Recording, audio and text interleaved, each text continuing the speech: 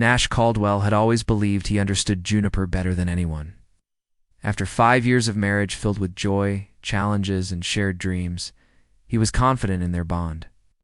He could still recall the moment he proposed the way her eyes lit up as she said yes. They had built a life together, certain of their future. But that night, as they sat at the kitchen table, the television murmuring in the background, Juniper spoke words that shattered his sense of certainty with the same ease one might use to discuss the weather or a new restaurant. She casually mentioned she had plans to go out with a coworker on Friday. Nash blinked, waiting for her to add something that would make the statement less jarring. But she simply reached for another piece of bread, calmly spreading butter across its surface as if nothing was out of the ordinary. He needed a moment to process, to convince himself that perhaps he had misheard or that she was joking. Yet the way she avoided his gaze, keeping her focus on her plate, sent an uneasy feeling crawling up his spine. "What?"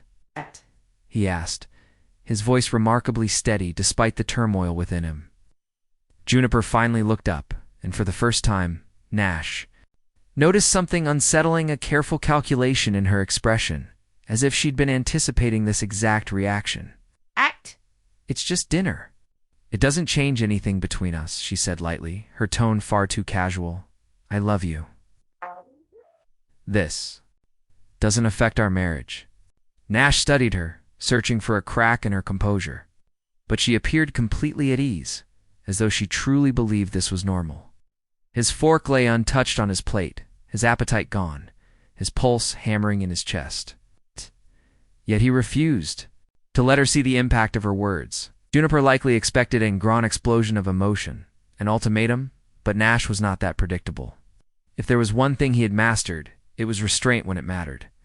Taking a slow breath, he exhaled deliberately, his mind already made up. If this was a game, he would not be the one to lose. A small, almost indifferent smile curved his lips as he lifted his glass for a sip of water. "I see," he murmured.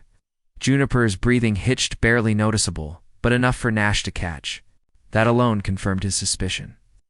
She wasn't seeking permission. She was searching for a reaction. The silence between them stretched. Juniper feigned nonchalance, poking at her food, but Nash watched her with unwavering patience. "Well," he continued, keeping his tone light, "maybe I should go out with someone too, just to see what it's like." For the first time, Juniper's composed mask slipped. Uncertainty flickered across her face. Her fingers, steady just moments before, now trembled slightly as she gripped her fork. She blinked rapidly, processing his unexpected response. "You met someone?" she asked, striving for indifference. But failing, Nash merely shrugged. "There's a woman at the gym I talk to a lot. Might be interesting to go out with her sometime." Color drained from Juniper's face. The shift in power was almost tangible, and Nash hadn't even begun playing in earnest. A thick silence fell between them. The confidence with which she had proposed this idea now wavered. Her fork hovered motionlessly above her plate. The certainty she had displayed mere minutes ago was gone, replaced by something else: hesitation. Nash leaned back in his chair, the picture of ease. Inside, he felt a cool satisfaction watching Juniper experience the same doubt she had so casually handed him. She muttered, trying to regain control. "I see." She looked away, nudging her food absently, but Nash saw the way her legs shifted. Beneath the table, a nervous tick she was trying to conceal. "Is that a problem?" he asked, his voice smooth. Juniper let out a short laugh, shaking her head. "Of course not. I just wasn't expecting that from you." He raised an eyebrow. "Funny," he said, folding his arms. "I wasn't expecting this from you." This time she didn't laugh. His words had landed exactly as intended, cutting through her forced lightness. She tried to recover, lifting her chin and speaking with affected ease. "So who is this woman at the gym?" Nash smiled inwardly. It anticipated that question. More importantly, he recognized what it meant to Juniper was no longer masking her interest. Before, she had framed this conversation as a modern, open concept to explore together, free from emotion. Now, the mere mention of another woman had her on the defensive. "I'm not sure it matters," he replied, dabbing his mouth with a napkin. "If it doesn't change anything between us, I don't see why details are necessary." Juniper laughed again, though tension lined her face. "So it's real? You're actually going out with her?" Nash tilted his head slightly, observing her reaction. "You're the one who suggested we explore this, right?" She opened her mouth, but no words came. For the first time that evening, Juniper was speechless.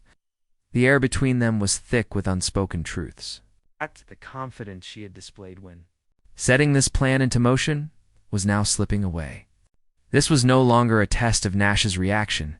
It had become something entirely different, something she hadn't foreseen. Nash had seen all he needed to see. He already had his answer. Juniper had never expected him to go along with this, and more importantly, she now realized she stood to lose something she had always taken for granted. Without another word, Nash finished his water, placed the glass down, and rose from the table. "Good night, Juniper." She remained seated, watching him leave with a distant expression, and in that moment, Nash knew the power had shifted. In the days that followed, everything between them changed. The house, once filled with easy conversation and familiar routines, now carried a weighty silence. Nash carried on as if unaffected, following his usual schedule, leaving for work and returning at the same time each evening.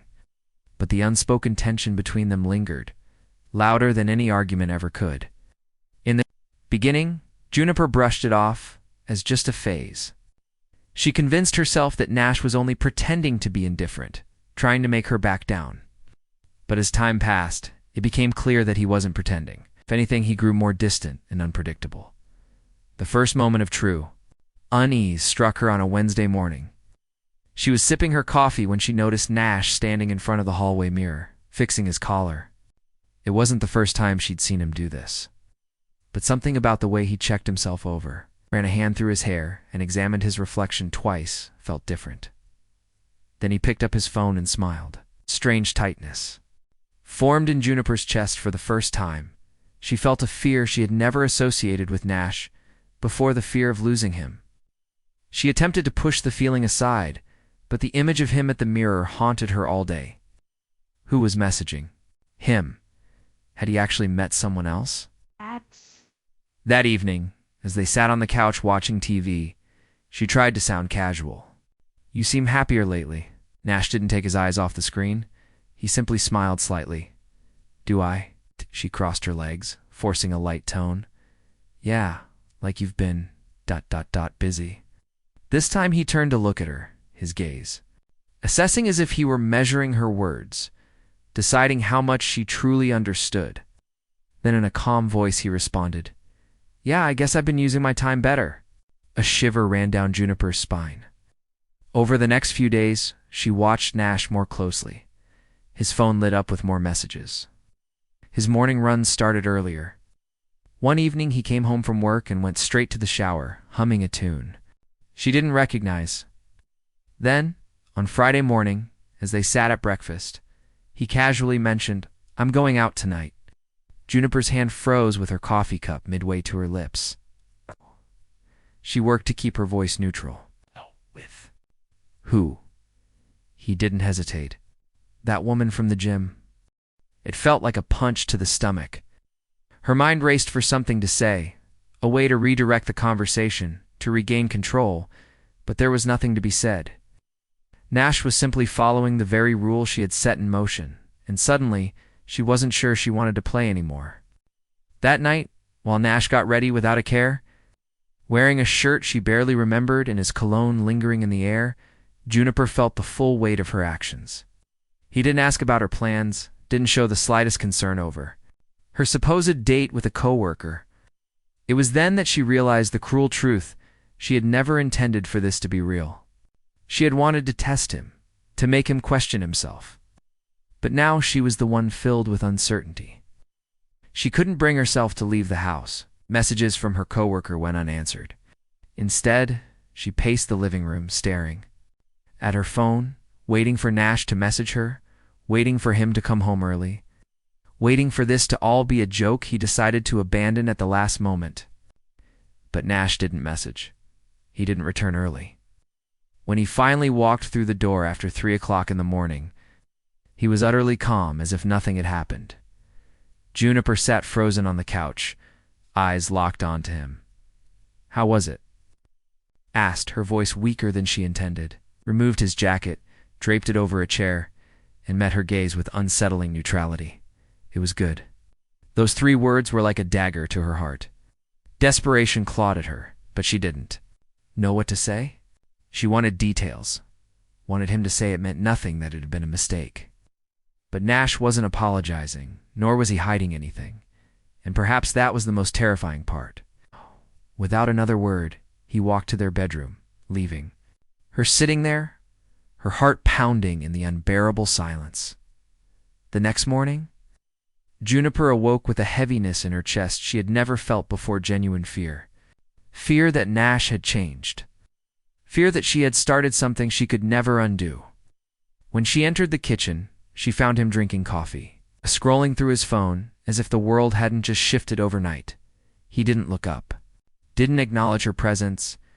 She cleared her throat, forcing a light tone. "You got home late?" "I did," he replied simply, without looking up.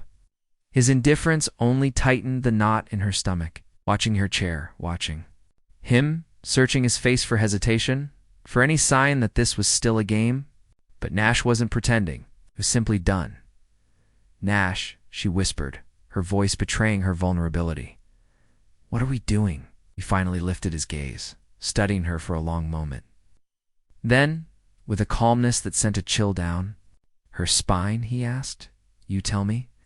After all, this was your idea, wasn't it?" A lump formed in her throat. I didn't think you'd actually go through with it." Nash let out a quiet laugh, one that held no amusement. "What did you expect? That I'd beg you to change your mind?" She tried to speak, but he continued, "I've been thinking a lot, Juniper, about what it means that you suggested this in the first place, about what that says about our marriage." Her heart pounded. "Nash, I made a mistake." "Okay." He didn't flinch. "You did." A silence stretched between them, thick with all the words she wanted to take back. She wanted to tell him it was all just a mistake, that she never should have suggested something so reckless. But deep down, she knew it was too late. Nash stood up, rinsed his coffee cup in the sink, and turned back to her with a final, devastating sentence. "Thank you for showing me who you really are." And he walked out of the kitchen. Juniper sat frozen, the panic in her chest growing unbearable. A few minutes later, when she found the courage to enter the bedroom, she saw them, the divorce papers signed. Her world shattered in an instant. She leaned against the doorframe, watching in horror as Nash pulled his suitcase from the closet. The sound of the zipper slicing through the silence made it all feel terrifyingly real. Driven by sheer desperation, she stepped forward. "Nash, please." Her voice wavered. She forced a smile, but it came out wrong, like a plea. "This went too far. I forgive you for going out with her. Let's just forget about everything. If you forget what I said about dating someone else, I'll forget what you did.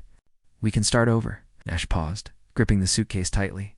When he looked at her, there was no hesitation, only finality. And she realized with a sinking heart that he wasn't afraid of losing her, but afraid of losing control. Quiet, humorless chuckle escaped him. "I don't need your forgiveness, Juniper. You've taught me something these past few days. And now I know I deserve better than this." With that, he picked up his suitcase, grabbed his keys, and walked out. The sound of the door locking behind him was the last thing Juniper heard before silence swallowed her whole.